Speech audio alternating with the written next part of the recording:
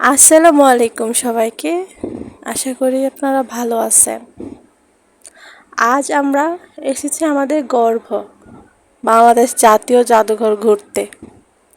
শাহবাগের প্রাণকেন্দ্রে দাঁড়িয়ে থাকা এই জাদুঘর যেন আমাদের ইতিহাস, ঐকত্য আর সংস্কৃতির এক জীবন্ত দলিল। প্রথমে ঢুকেই গ্রামের কিছু সুন্দর দৃশ্য দেখানো হলো। এখানে চা বাগান থেকে চা তোলা হচ্ছে।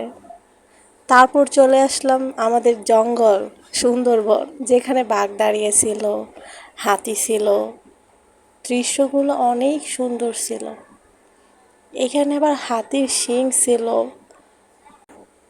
গ্রামের মানুষের বেতের তৈরি দৈনন্দিন অনেক জিনিস ছিল, সামুদ্রিক ঝিনুক।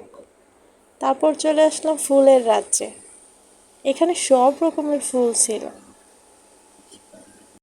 সাথে ফুলের বীজও সংগ্রহ করা আছে। ফুলগুলা একদম জীবন্ত মনে হইতেছিল। তারপর ঘুরতে ঘুরতে আসলাম পেন্টিং দেখার জন্য।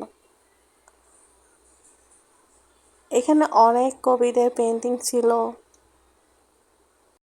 আমাদের জাতীয় জাদুঘর না থাকলে হয়তো আমরা বুঝতামই না আমাদের ইতিহাস, প্রাচীন মানুষের জীবন।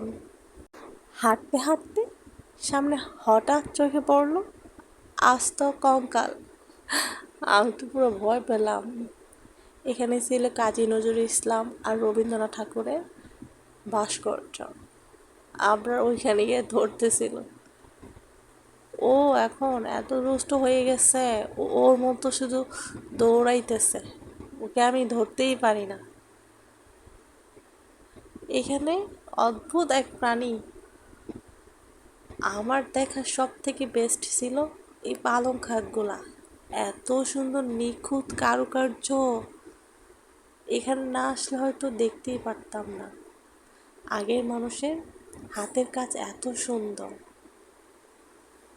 অনেক সময় নিয়ে হয়তো এই আসবাবপত্রগুলো করা হইতো, এর জন্য তো এখনো এত সুন্দর, একটুও নষ্ট হয় নাই। অনেক সুন্দর করে সংগ্রহ করা আছে। সবাই মিলে সবগুলা জায়গা খুব সুন্দর করে ঘুরে ঘুরে দেখতেছিলাম।